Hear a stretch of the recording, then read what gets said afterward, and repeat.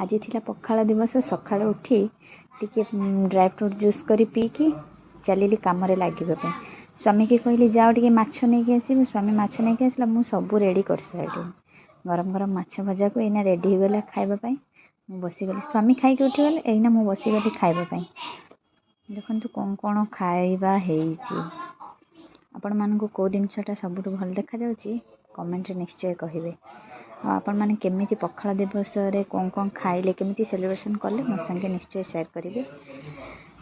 देखु मेरा बैगण मसला आलू भर्ता मिक्सचर माछ भजा गुआर भजा ये पियाज कंचा लंका भेंडी भजा ये मटर आलू तरकारी आ ये टमाटो लुण लंका रसुण ये है पखाल ये झीर डाली बड़ी ये सोयाबीन आलू तरकारी केम लगुच भल लगुच ना मते तो बहुत भल लगुच